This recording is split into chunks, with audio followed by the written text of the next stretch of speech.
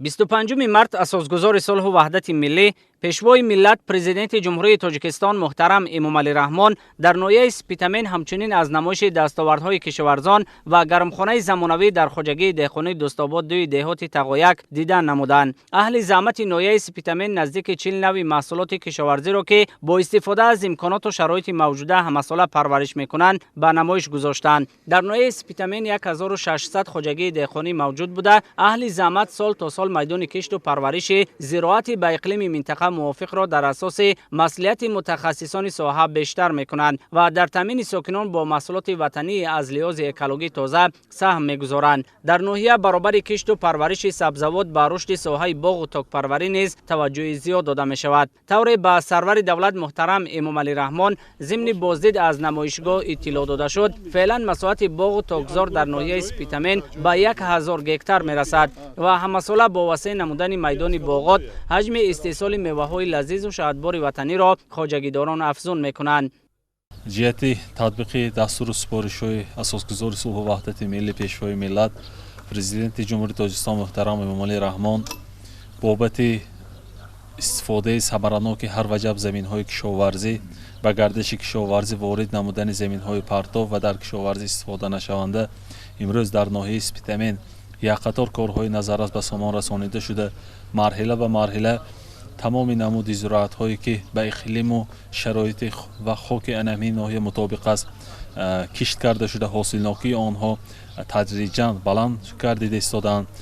тамоми маҳсулотҳое ки бевосита дар ноҳия ва дар миқёси вилоят кишт карда шуда аз он ҳосилнокӣ гирифта мешавад ба намоиш гузошта шудааст ва ман итминон комил дорам ки бо қадамҳои мубораки пешвои муаззами миллат ба ноҳия як файзу баракати хос мебояд ва ҳосилнокии имсоли нисбати ҳосилнокии соли гузашта боз ҳам баланд мегардад ва тамоми намуди кишти зироатҳо аз он ҷумла пахта, шолӣ, ғалладонагиҳо ки ҳамчун озуқаҳои аввали мардум ба ҳисоб меравад ва ҷиҳати зиёд намудани истеҳсоли пахта ки ноҳияи Спитамен ҳамчун ноҳияи пахтапарварӣ ба шумор меравад, дар амалӣ намудани ҳадафи чорumi миллии ҷумҳурии Тоҷикистон саноатикунонӣ бо сурхати кишвар кишоварзон ноҳия саҳми арзандаи худро мегузоранд. парвариши сабзавот дар гармхонаҳо низ яке аз самтҳои фаъолияти пурсамари кишоварзон дар ноҳияи Спитамен буда, ин раванд бо истифода аз таҷрибаи пешқадам ва ҷорӣ намудани усулҳои муосир дар истеҳсолот аз ҷониби хоҷагидорон амалӣ карда мешавад. зимни боздиди пешвои миллат президенти мамлакат муҳтарам Эмомалӣ Раҳмон аз гармхонаи замонавӣ дар хоҷагии деҳқонии Дӯстобод 2 иттилоъ доданд ки дар ноҳия 11 адад гармхонаи доимо амалкунанда дар масоҳати 3 гектар мавҷуд мебошад. гармхонаи замонавӣ дар деҳоти Тағояки ноҳияи Спитамен соли 2019 дар дораи дастуру ҳидоятҳои сарвари давлат аз ҷониби соҳибкори ватанӣ муассиси ҷамъияти дорои масъулияти маҳдуди маркази тақсимоти яклухти витаминҳои Тоҷикистон Саидмурод Давлатов таъсис дода шуда, дар он асосан сабзавот парвариш карда мешавад. дар гармхона парвариши помидорҳои нави Атия, Аламина ва Пинк Оракул бо истифода аз технологияи муосир ба роҳ монда шуда, дар он 20 нафар сокини маҳаллӣ бо ҷойи кори доимӣ ва 40 каси дигар мавсимӣ бо шуғл таъмин мебошанд. با برابری دانشجو بودنم در گرمخانه اینوواسیونی کار کرده ایستادم. من مینداری خود را به پیشوای معظم ملت محترم پرزیدنت جمهوری تاجیکستان امامعلی رحمان میرسانم که ما زنان و دختران را با جای کار تأمین نمودند. برابری تحصیل نمودنم در این گرمخانه کار کرده ایستادم.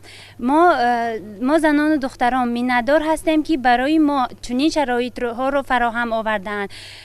شکرانه میکنیم که در چنین کشوری زیبا و آباد صاحب استقلال زندگانی کرده ایستادیم. در روزهای استراحت نیز آمده در گرمخانه اینوواسیونی کار میکنم و از این من از پیشوای معظم ملت پرزیدنت جمهوری تاجیکستان محترم امامعلی رحمان مینداری خود را میرسانم که ما دختران بانوان را با این گونه جای کار تامین نمودند. ما جوانان از این میندار هستیم که در فضای صلح و وحدت ملی استقلالیت خود در کشور خودمان با این گونه شرایط های سازوار زندگی میکنیم و از این به پیشوای معظم ملت پرزیدنت جمهوری تاجیکستان محترم امامعلی رحمان سپاسگزاری مینمایم.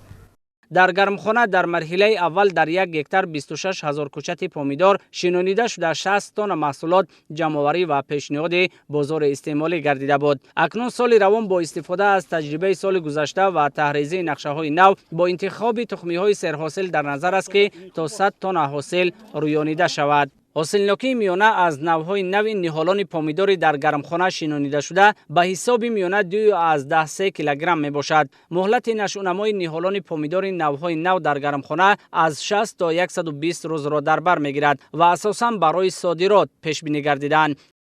در اینجا تجربه معاصر عالمان وطنی و عالمان جهانی در اینجا جاری کرده شده است. نوهایی که ما پرورش کرده استادیم از جهت حاصلناکی نسبت به نوهای وجود داشته برتری دارد، یعنی که به کسالیات تابوار هستند، حاصلناکی به نهایت بلند دارند. اینچنین برای نوهایی که در اینجا ما پرورش میکنیم برای صادراتی است، یعنی که صفت آنها در بازار جهانی یا که در بازار وطنی نیست ارزشی بلند دارد. در اینجا نقشه شنوندن نهال‌ها در یک 50 به 50 هست و مقدار عمومی نهال‌ها در اینجا 21400 دانه را تشکیل میکند. برای به دست آوردن حاصل از جهت اکولوژی تازه ما تنها غذایی از جهت یعنی که پاروی محلی و میکرو ماکرو الیمنت هایی که تیز حل شونده و در خود ترکیب محصولات باقی نمیماند آنها را استفاده میکنیم.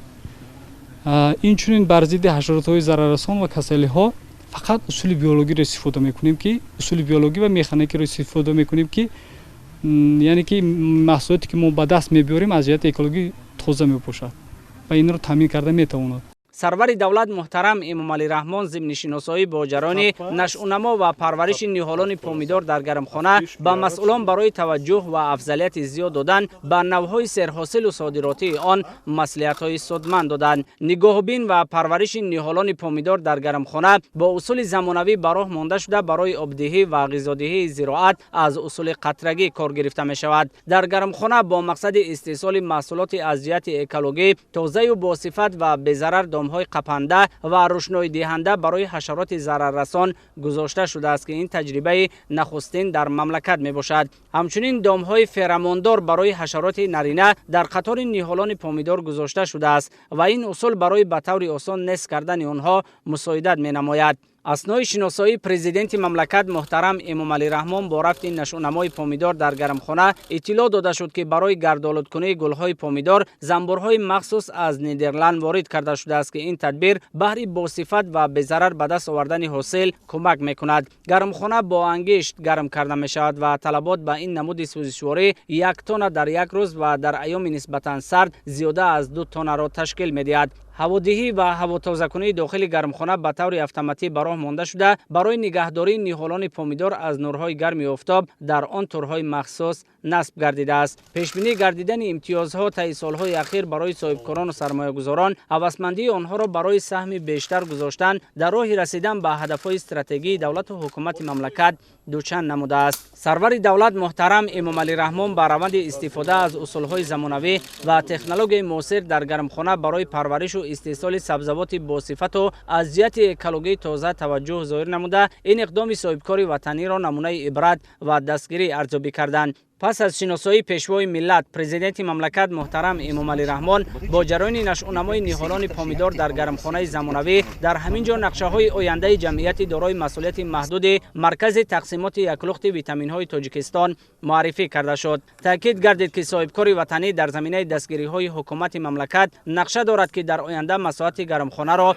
تا 10 گکتار رساند و برای نگهداری محصولات سردخانه بنیاد نماید. در همین زمینه بنیاد کارخانه خشت به نقشه گرفته شده است که برابر راه اندازی استحصال محصولات ساختمانی از آن برای تامین کردن گرمخانه با گرمی استفاده کرده می شود. همچنین ساخته به استفاده دادن کارگاه بندوبست و کارکرد محصولات کشاورزی به نقشه گرفته شده است. مقصد اساسی ما برای دستگیری دهقان است که همین دهقان محصولاتی که میکند همین دهقان با همین محصولاتش بازار سازه. من به همین مقصد در همین تاجیکستان همین خیلی سرمایه گذاری کرده کارخانه کشوده استودیم. مقصد اساسی من технологияҳои нав овардан, чизҳои нав овардан, сохтан, нишон додан, баъд ба ҳамин мақсад бисёртар халқа мо нишон дода, ёд додан, омӯзондан. Нархи ҳамин истеҳсолоти худи ҳамин сабзавода пас ба фуровардан, помидор, бодринг, манин болгарский, манин чиза поён ба фуровардан. Дастгирии ҳукумат ба мо хеле хуб аст. 3 сол пеш аз ин ё 2 сол пеш аз ин гӯш кардан баромади муҳтарам президенти мо гуфтанд ки ба муносибати 30 солагии ватана мо ободӣ кунед. Манам орзу мекунам ки як ватанам ба камакам бошад ки ҳиссагузорӣ кунам. Ба ҳамин мақсад даст омадам чиза карда истодем. президенти мамлакат муҳтарам Эмомалӣ Раҳмон зимни суҳбат бо кишоварзону аҳли заҳмати ноҳияи Спитамен ба онҳо барои боз ҳам зиёд кардани масоати гармхонаҳо, афзун намудани истеҳсоли маҳсулоти кишоварзӣ, истифодаи пурсамари заминҳои корам ва бо ин роҳ саҳм гузоштан дар таъмини амнияти озуқаворӣ дастуру ҳидоятҳои судманд доданд. Таъкид кардан ба маврид аст ки дар ноҳияи Спитамен дар баробари сохта ба истифода додани иншооти гуногуни хизматрасонӣ, бунёди боғҳои нав ва вусъати корҳои кишоварзӣ дар доираи омодагиҳо ба 30-солагии истиқлолияти давлатии ҷумҳурии Тоҷикистон ва солҳои рушди деҳот, сайёҳӣ ва ҳунарҳои мардумӣ ба таъмиру навсозии роҳҳои маҳаллӣ низ таваҷҷӯҳи хоса дода мешавад. Инак бо дастгирӣ аз сиёсати созандаи давлату ҳукумати ҷумҳурии Тоҷикистон, роҳи байни деҳаҳои Озариён ва Шавкат дар масофаи 2,5 километр мунфарш карда шуд. ин тадбир баробари таъмини ҳаракати воситаҳои нақлиёт барои интиқоли молу маҳсулоти кишоварзӣ низ мусоидати ҷиддӣ мекунад.